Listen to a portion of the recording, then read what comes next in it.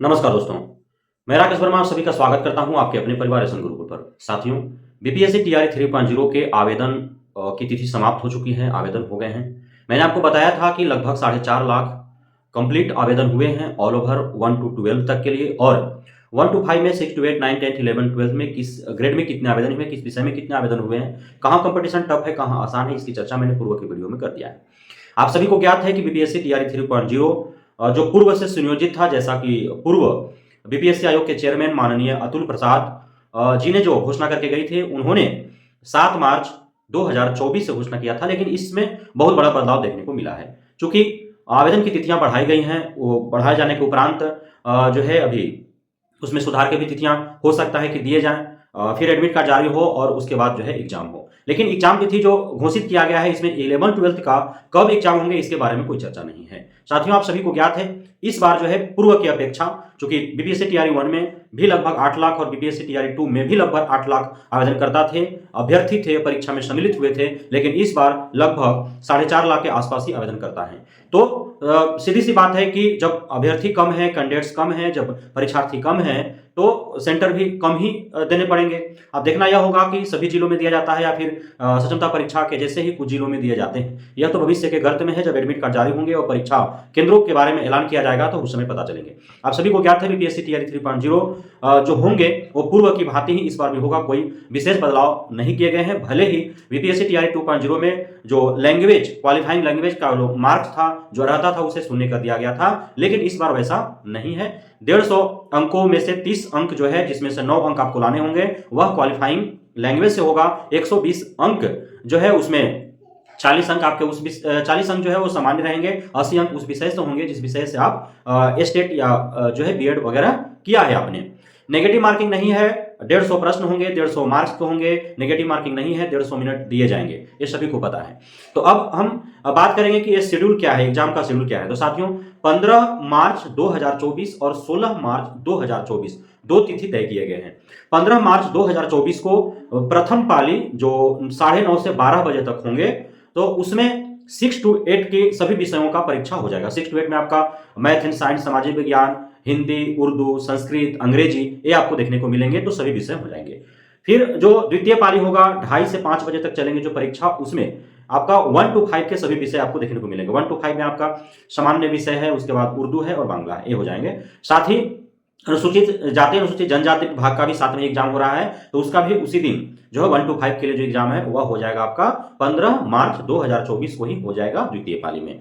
अब जो है 9 10 का जो एग्जाम है वह 16 मार्च 2024 को होंगे। 16 मार्च 2024 को जो एग्जाम होगा वह होगा 12 बजे से 2:30 बजे तक, क्योंकि एक ही पाली में सभी विषयों का 9 10 के सभी विषयों का एग्जाम आपका हो जाएगा।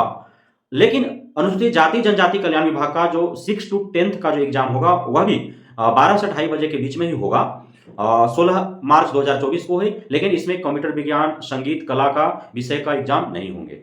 अब है सवाल कि 11-12 का एग्जाम की तिथि घोषित क्यों नहीं किया गया और एग्जाम होंगे कब। तो साथियों, आप सभी को ज्ञात होना चाहिए कि 1 टू 5, 6 टू 8, 9 10 11 12 में सबसे कम कंपटीशन है, सबसे कम कैंडिडेट्स हैं, तो वह है 11-12 में। 11-12 में पहले जो है 50,000 के आसपास का आंकड़ा दिया जा रहा था, फिर 60,000 के आसपास का आंकड़ा दिया गया। एग्जैक्ट आंकड़ा नहीं है, लेकिन 50-60 के बीच में ही एग्जैक्ट कैंडिडेट जो हैं वे 11-12 में है। 11-12 में इस बार पुनः ऐसा होने वाला है कि कुछ ऐसे विषय हैं जिसमें जितना रिक्ति दी गई है उतने अभ्यर्थी नहीं है, अर्थात कंपटीशन नहीं है। जो पास करेगा वह टीचर बन जाएगा, तो आपको ये ध्यान में रखना चाहिए। और 11-12 की यदि वैकेंसीज की बात की जाए तो लगभग टोटल 22,300 के आसपास टोटल वैकेंसीज है, और 50, 55, 60,000 ऐसे ही कुछ कैंडिडेट्स हैं। तो अब उसमें कैंडिडेट्स कम है, सीट ज्यादा है, बहुत ऐसे विषय हैं जिसमें कैंडिडेट्स जो है वो रिक्ति की अपेक्षा कम है। तो अब इस पे विचार अलग से किया जा रहा है, चूंकि सेंटर भी कम ही 50-60,000 को ही पूरे बिहार में एग्जाम ही लेना है, तो अब कहाँ सेंटर दिए जाएंगे,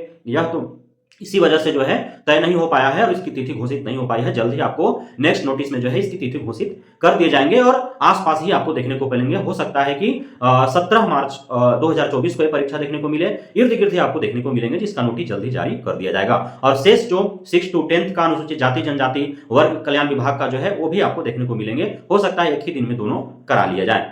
तो मैंने आपको पूर्व में सूचना दे दिया है कि 1 टू 5 और 9-10 दोनों में कैंडिडेट्स की संख्या लगभग बराबर है, 1.25 लाख के आसपास। सबसे अधिक जो है वो 6 to 8 में जो है कैंडिडेट्स है, सबसे अधिक कंपटीशन 6 to 8 में लगभग 1.25 लाख के आसपास हैं। और 11-12 के बारे में मैंने आपको जिक्र कर दिया है। तो यह जो है एग्जाम शेड्यूल को लेकर के महत्वपूर्ण जानकारियां थी जो आप तक पहुंचने चाहिए थे वीडियो के माध्यम से, ताकि आप कंफर्म हो जाएं।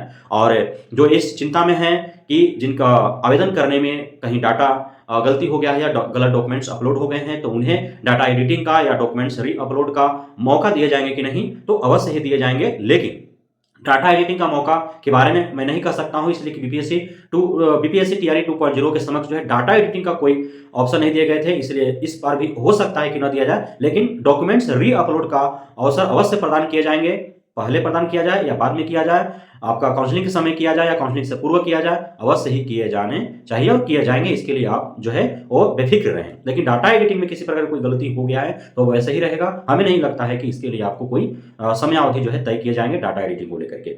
अन्य यदि त्रुटि हुई है तो वो आप उसमें जो है एडमिट कार्ड जारी होगा, परीक्षा देने जाएंगे, काउंसलिंग के समय जो होगा देखा जाएगा। बाकी आपको चिंता करने की विषय नहीं है। जितना समय शेष रह गया है, लगभग 15 दिन शेष है आपके पास एग्जाम की तैयारी करने हेतु, तो पूरा फोकस आप एग्जाम की तैयारी पर लगाएं। और आपका आवेदन करने में क्या त्रुटि हुआ, क्या भूल हुआ, कौन डॉक्यूमेंट्स अपलोड किए नहीं किए, कैसे क्या हुआ, उसके बारे में आप चिंता छोड़ करके पूरा फोकस आपको तैयारी पे लगा देना चाहिए, क्योंकि बेहद ही कम समय है और कंपटीशन बहुत अधिक है। क्योंकि 87,000 रिक्तियों पर जो है 4.5 लाख से भी अधिक कैंडिडेट्स हैं। 11-12 को छोड़कर के बाकी अन्य ग्रेड में अन्य जो भी 1 to 5, 6 to 8, 9-10 के जितने भी विषय हैं उन सभी में आपको कंपटीशन टफ देखने को मिलेंगे।